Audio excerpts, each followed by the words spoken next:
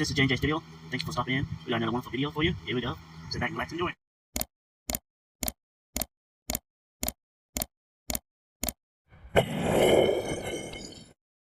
Another J&J Studio video.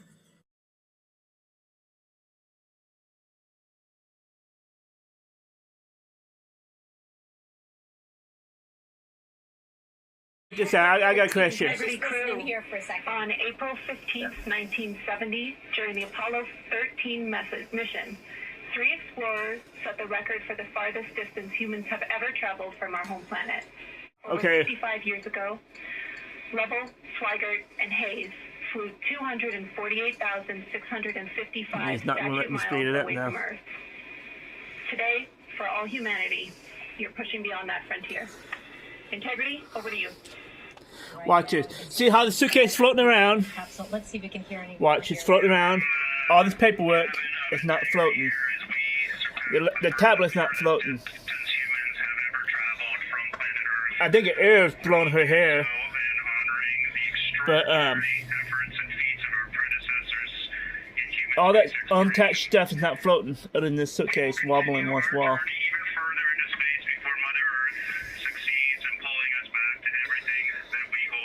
I don't know, man. I got a lot of questions about this stuff. That tablet over there is not floating around. See that wobbling? It starts floating up, but then she pushes it down. Incredible moment there. You saw the smile. Thank you, Integrity, and congratulations to you and the rest of the Artemis 2 team. Thank you. So we have a couple more things we'd like to... And when they show the shot from the moon, from the thing, they're supposed to be close to the moon. It's the same size from the moon from the when you look from the Earth. So I don't understand all this crap. And it's supposed to be close to the moon, but the moon's the same size if you look outside at night time. See, it's that suitcase is floating up, but nothing else is floating up. And she pushes it down. Her hair's not floating no more. Alright, it's floating a little bit. The wind's blowing on a little bit, but...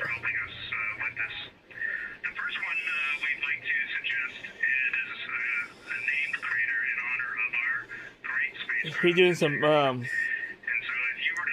little spin with little tubes or something over there. But, like, nothing else is floating other than the suitcase and that little tube thing he's playing with. It might be moving around because it got air blowing out of it.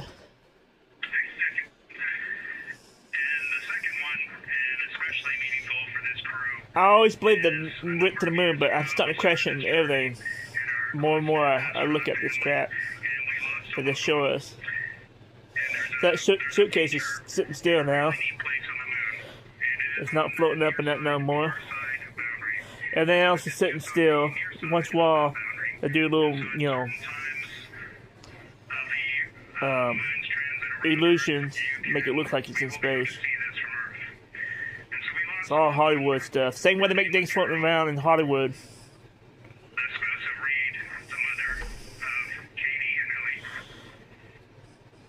It don't look no more than different than Hollywood movies, screenshots. Oh, people being in space.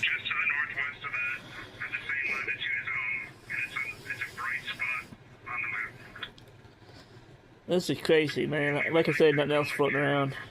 All that loose stuff should be floating. My wife suggests maybe they got it mounted underneath there and it's holding it down. But if it's metal, I don't know. Right now. See how small the moon is? It's that size when I look out the door at nighttime. It's not big, much bigger than what we see outside. They're supposed to be close to the moon. From Earth than any other human has ever been able to accomplish. The event is an incredible. So it might be true. It might be the first time they went to the moon, the first time, and Apollo might be a lie and Hollywood stuff. This could have been. This could be the first time. As well as a feature on the moon that they have. Because she said they just broke the record, and they're not even on the moon. The first one to be named. So things don't make sense. Of course, the unit that they're in right now, and a feature on the moon that's on the near side of the boundary of the moon. It can be seen from Earth, noted as the brightest. See, look how small that sucker is. Yeah, Carol, after of course a loved one that was lost. That's crazy. Set a record Monday as the farthest humans from Earth during a lunar flyby. The Okay, it's a flyby. The distance record of 248,655 miles set by Apollo 13 in April of 1970. Hours away from That little dot, I think that's supposed to be the moon. 50 years It looks like a little light. It's a magnificent accomplishment to be up here, to see the moon, to see the Earth, and to know that we are between those two celestial bodies. Today, the crew is expected to travel farther from Earth than any humans before them. We will reach the farthest distance from Earth at a distance of 252,760 miles. That's 4,105 miles farther than Apollo 13. Overnight, the crew completed a short course correction burn, fine-tuning Orion's trajectory as it entered the moon's gravitational zone and set a path to swing around the far side of the moon. During the flyby itself, the astronauts will work in rotating pairs, trading off about every hour to manage duties, taking photos, and gathering scientific data. The astronauts will capture images of craters and lava flows, places never seen by the naked eye.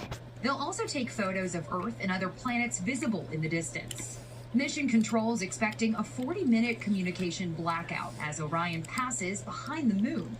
The crew is making final preparations, practicing with their survival suits, learning how to put them on and take them off in microgravity. These suits, built for the most dangerous moments, can help keep them alive for up to 6 days inside the capsule if needed. If they had to spend extended time in those orange suits, how would they practice drinking their protein shake or delivering medication? And how would you set up the seats in Orion while you're wearing the bulky suits? These are things that they would need to do in a contingency, and we wanted to be able to practice these before if we found ourselves in a scenario where we would need to do them. Hannah Battah, ABC News, New York.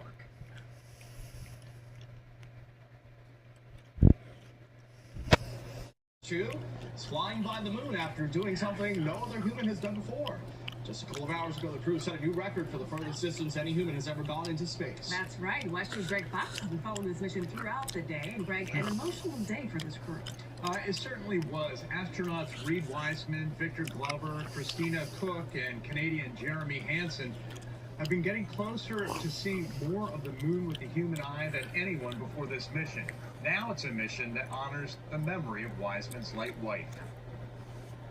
It is blowing my mind what you can see with the naked eye on the moon right now. It is just unbelievable.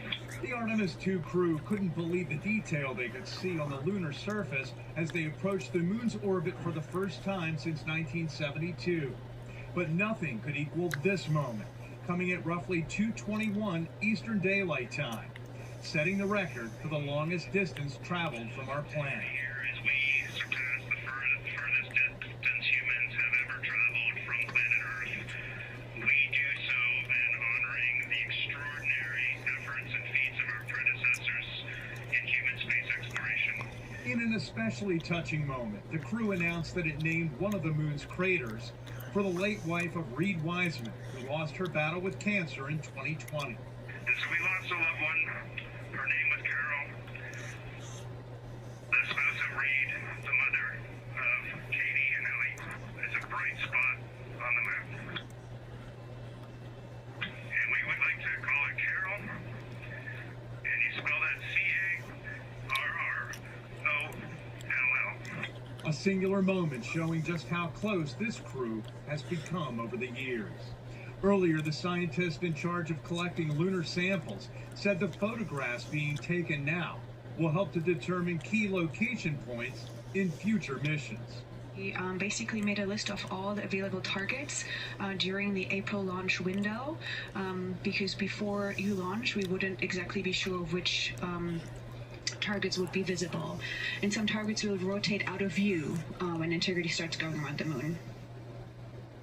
The timeline: at roughly 6:44 p.m., communication by laser and radio between NASA and the crew will be lost for about 40 minutes. Not long after that loss of communication, about 7:02 p.m., the orbiter will be at its closest point to the lunar surface, just under 4,100 miles. Then at 7:25 p.m., Mission Control should be able to reestablish communication with the four-person crew. Of course, we're tracking Artemis minute by minute, and we'll update you in less than an hour. Jesse? All right, Greg, quite the momentous. Hello, Our OSU. This is Apollo astronaut Jim O. Welcome to my old neighborhood. When Frank Borman and Bill Andrews and I orbited the moon on Apollo 8, we got humanity's first up-close look at the moon and got a view of the moon planet that inspired and united people around the world. I'm proud to pass that torch on to you. Of course, Lovell was one of the first astronauts to fly around the moon and took part in the Apollo 8 and 13 missions. Lovell was part of the crew that set the previous distance record on Apollo 13. Yeah, after message. A few months before Lovell's death in August of last year. And you can continue to watch the lunar flyby right now on WESH.com. We put a link at the top of the homepage, including continuous updates on this mission. Rare are the images that manage to sneak.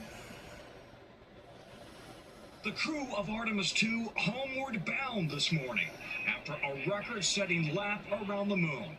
The astronauts also beaming back never-before-seen snapshots from space. There's a nice crater right at the South Pole. Getting a total view of the far side of the moon. And then a total solar eclipse. The sun disappearing behind the moon for 53 minutes. We just went sci-fi. This is, it just looks unreal. The crew also getting a call from the president. You really are modern-day pioneers, all of you. The astronauts spent the 7-hour lunar flyby training their cameras on a very long list of pre-selected targets, including the massive Oriental Basin, called the Grand Canyon of the moon. The mountain chains that form its eastern side are very prominent. And the Terminator, the stark line where light meets dark. It is just like impossibly rugged. Orion flying farther into space than the Apollo 13 crew did more than half a century ago. Today, for all humanity, you're pushing beyond that frontier. Then a moving moment as the crew proposed naming 2 newly identified craters Integrity after their ship, and another after Commander Reed Weissman's late wife, who died of cancer in 2020. Her name was Carol. The spouse of Reed, the mother of Katie and Ellie. The crew visibly emotional, wiping tears and hugging. Weissman blowing kisses and throwing a heart back to his 2 daughters, who were watching in mission control, along with pilot Victor Glover's wife. Hey, babe. I love you from the moon. For 40 minutes behind the moon, a planned loss of radio contact before emerging from the backside to a new Earthrise and charting a course for home. We will always choose Earth. We will always choose each other. Yeah, it's just been a phenomenal 24 hours or so. We are hoping that today we're going to start to see some of those images as they're downlinked from the spaceship, and we'll get to all just ooh and ah over about 10,000 images in all. By the way, one really cool moment they described is they thought they were seeing micrometeorites hitting the moon. So we'll look to see if they captured any of that. And then again, reminder, splashdown off the coast of California Friday at about 8 o'clock Eastern time. Guys, back to you. Wow. This whole thing's been so exciting to watch. All the images, all the side stories, the emotional stories. Can't wait to see those images from today. Yeah, very cool. Thanks, Tom. And now With the Orion capsule now on a steady coast back to Earth, the crew's first flyby photos are giving all of us back here a spectacular sampling of their record-setting trip. From the crystal-clear captures of lunar craters to our own home planet setting behind the moon. A jaw-dropping perspective. Perhaps the most stunning, that 53-minute solar eclipse with the sun's corona lighting up the entire outline of the moon. No matter how long we look at this, our brains are not processing this image in front of us. It is absolutely spectacular. Science crews back on Earth eager to dig into the first human observations of the far side of the moon in more than half a century, including the unexpected colors the crew saw, which could help determine focal points for future missions. This is how we start to really bite away at these really fundamental science questions that impact not just our understanding of the moon, but how our own planet has evolved over time. And with the moon now in Orion's rearview mirror. It's just so awesome being able to talk to you right now. The Artemis crew on Tuesday got to speak with their fellow space explorers on the space station. It takes the entire world to do amazing things like this, and to get to come together as this group of people and talk for just a minute at these distances. For now, NASA focused on getting the 4 members of Orion safely back on solid ground. I'll breathe easier when we get through re-entry and everybody's under chutes and in the water. The top priority is to ensure that when Integrity and her crew 4 splash down, that we have the recovery forces right nearby to help get them out. Even as they look down the line at return missions to the moon and beyond. During the eclipse, and they were looking at the planets that could be seen, one of them looks kind of red, and Kelsey's observation was, that's Mars, you're looking at your future. Yeah, is that cool or what? Okay, re-entry is going to happen at 400,000 feet at about 7:53 p.m. on Friday. Splashdown at about 8:07 p.m. Eastern time on Friday, but off the coast of San Diego. They're watching the weather closely here, Craig. If that starts to threaten the exact splashdown location, they could move splashdown further out into the Pacific. Back to you. If you like this video, don't forget to subscribe and smash that bell so you get the newest notification, newest videos, and share us out with your friends and family. I'll see you next time. Thanks for watching, guys.